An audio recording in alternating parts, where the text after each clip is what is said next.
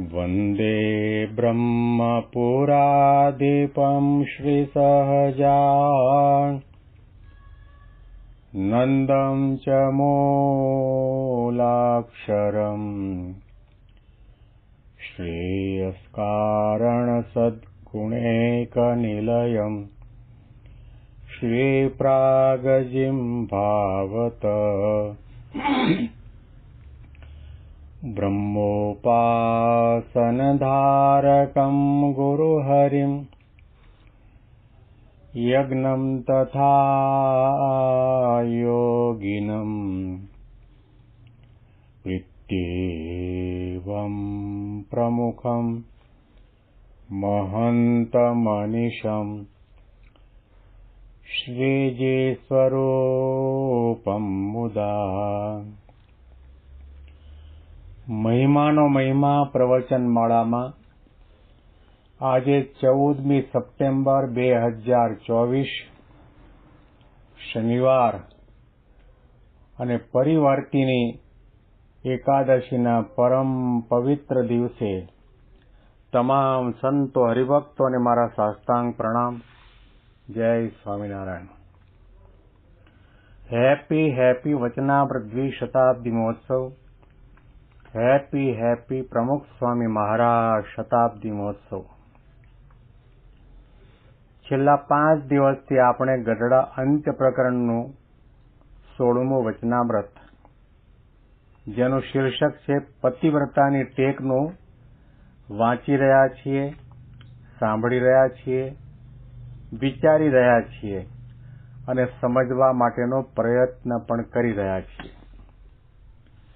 શ્રીજી મહારાજે પતિવ્રતા મહિલાની વાત કરીને આપણને સૌને સમજાવ્યું કે ભગવાનનો ભક્ત છે એને ભગવાન સિવાય બીજી કોઈ જગ્યાએ પ્રીતિ કરવી ઘટે નહીં. ભગવાનના ભજન કરનારા છે એમ જાણીને એને વંદન કરો, નમન કરો, સેવા કરો, સત્સંગ કરો, એની સાથે બેસીને ગોષ્ઠી કરો, એની ના નહીં. પણ ભગવાનમાં જેવું હેત છે, ભગવાનમાં જેવું જોડાણ છે, એવો ગમે તેવો મહાસમર્થ હોય, ગુણિયલ હોય, એની સાથે પણ હેતપ્રીત કરવી નહીં. પતિવ્રતા નારી પોતાના પતિદેવના સગા સંબંધી જાણીને એને રમાડે જમાડે આગતા સ્વાગતા કરે, પણ પોતાના પતિદેવની સાથે જે જોડાણ છે, પ્રીતિ છે, એવી પ્રીતિ બીજા કોઈની સાથે થાય નહીં. શ્રીજી મહારાજના શબ્દો આપણે વાંચીશું ત્યારે ખ્યાલ આવશે કે મહારાજ આપણને કેવા ભક્ત બનાવવા માંગે છે. તેમજ ભગવાનના ભક્તને પણ ભગવાન સંગાથે દ્રઢ ટેક જોઈએ અને જેવે રૂપે કરીને ભગવાનનું દર્શન પોતાને થયું છે અને તે સંગાથે જેને પતિવ્રતાના જેવી દ્રઢ પ્રીતિ બંધાણી છે તેને મોટા જે બીજા મુક્ત સાધુ તે સંગાથે પણ પ્રીતિ થાય જ નહીં. શબ્દો ઉપર ધ્યાન આપવાની જરૂર છે. પહેલી વાત તો મહારાજે જે શબ્દ પ્રયોગ, વાક્ય પ્રયોગ કર્યો એની અંદર ભગવાનના પ્રગટપણાની વાત આવે છે. બીજો મુદ્દો આવે છે પ્રગટ ભગવાનની ભક્તિ અને ભગવાનને વિશે પ્રીતિ કરવાની વાત આવે છે. જેવે રૂપે કરીને ભગવાનનું દર્શન પોતાને થયું છે અને તે સંગાતે જેને પતિવ્રતાના જેવી દ્રઢ પ્રીતિ બંધાણી છે તેને મોટા જે બીજા મુક્ત સાધુ હોય તે સંગાતે પણ પ્રીતિ થાય જ નહીં. એટલે આનો અર્થ એ પણ થયો કે આ સત્સંગની અંદર એવા ઘણા મુક્ત સાધુ હશે, એકાંતિક ભક્ત હશે, એકાંતિક સંત હશે, જેનામાં ધર્મ જ્ઞાન, વૈરાગ્ય, ભક્તિ વગેરે સદગુણો હશે, આધ્યાત્મિકતા હશે, નમ્રતા હશે, સહનશીલતા હશે, પરંતુ આપણને જેવા સ્વરૂપે ભગવાનનું દર્શન થયું છે અને એની સાથે પ્રીતિને થયા છે એના જેવી પ્રીતિ બીજા મુક્ત સાધુ સાથે પણ કરવી નહીં. એનો મહિમા જરૂર સમજવો. એની સેવા જરૂર કરવી, એની કથા વાર્તા જરૂર સાંભળવી, એના દર્શન જરૂર કરવા, એના ચરણની રજ લઈને માથે જરૂર ચડાવવી, એની ના નહીં.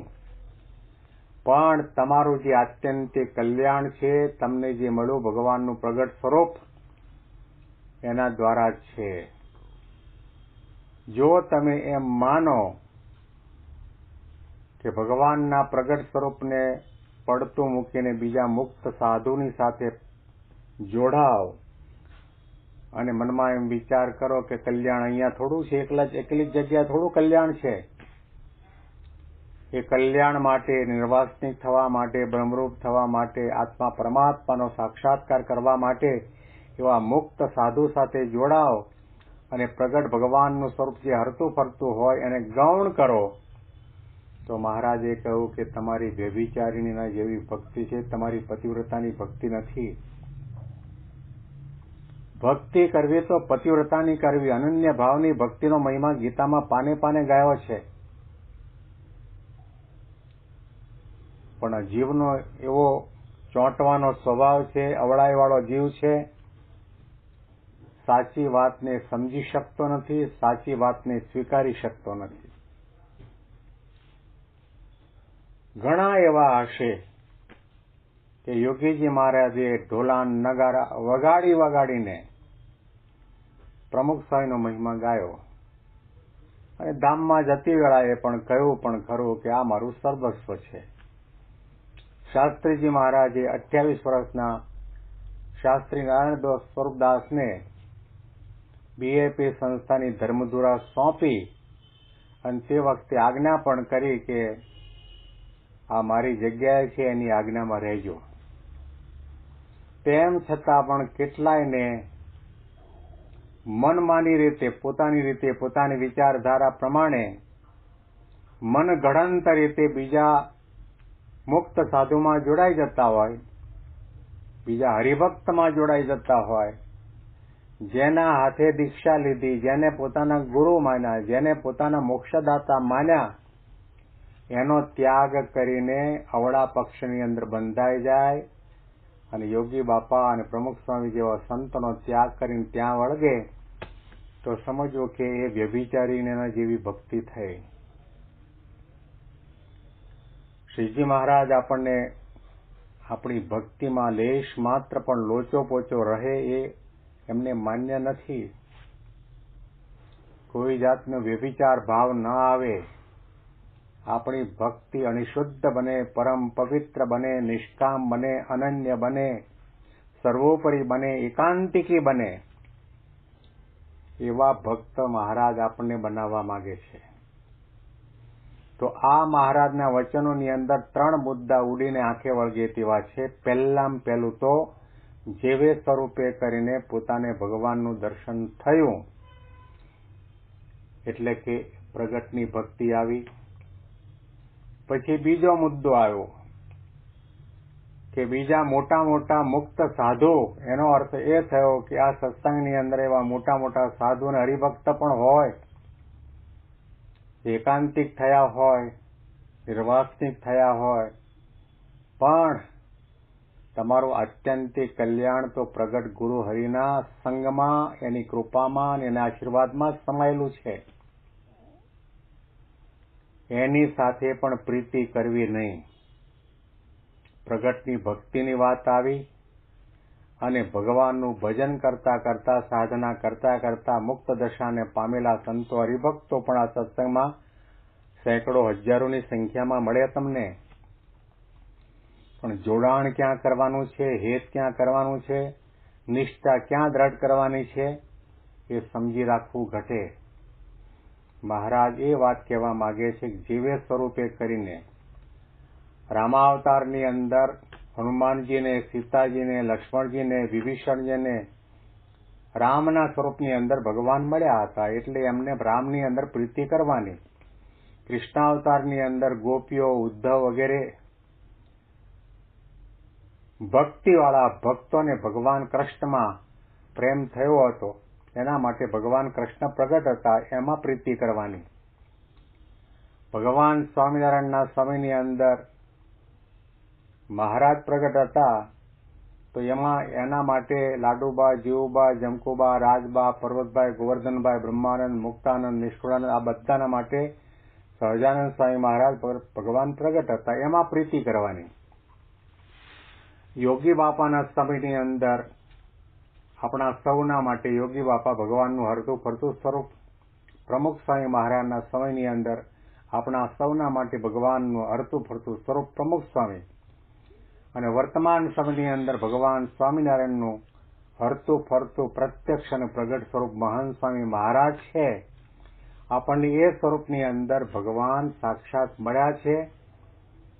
તો એના સમાન બીજા ડોક્ટર સ્વામી પણ નહીં, ને કોઠારી સ્વામી પણ નહીં, ને ત્યાગવલ્લભ સ્વામી પણ નહીં, ને ઈશ્વર સ્વામી પણ નહીં, વિવેક સાગર સ્વામી પણ નહીં, ને બીજા કોઈ સંતો ના આવી શકે. બધા આપણા માટે પૂજનીય છે, વંદન કરવા યોગ્ય છે, નમસ્કાર કરવા યોગ્ય છે, સેવા કરવા યોગ્ય છે. એમાંથી આપણે પ્રેરણા મેળવવાની છે, ગુણ લેવાનો છે, એનાથી આધ્યાત્મિકતા શીખવાની છે. પણ આત્યંતિક કલ્યાણ માટે વર્તમાન સમયની અંદર આપણા માટે કોઈ પણ હોય તો પ્રગટ ગુરુ હરિ મહાન સ્વામી મહારાજ છે. એમાં જેવું હેત છે, એમાં જેવી પ્રીતિ છે, એમાં જેવું જોડાણ છે, એમાં જેવી નિષ્ઠા છે, એવી બીજા કોઈનામાં થાય નહીં.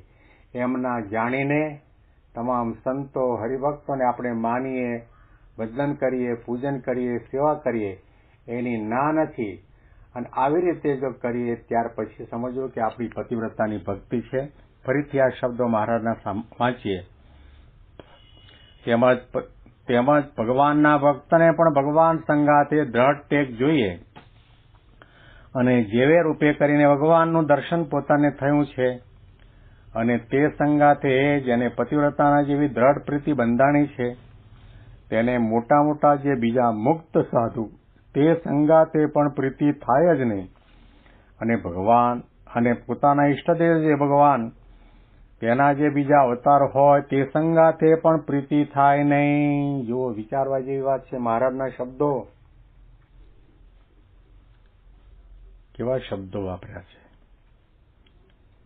પોતાના ઈષ્ટદેવના જે ભગવાન છે એના બીજા જે અવતારો પૂર્વે થયા એની સંગાતે પણ પ્રીતિ થાય નહીં. કેવળ જે સ્વરૂપની પોતાને પ્રાપ્તિ થઈ હોય તેની સંગાતે જ પ્રીતિ રહે અને તેની મરજી પ્રમાણે જ વર્તે તો સમજવું કે એને પતિવ્રતાની ભક્તિ છે.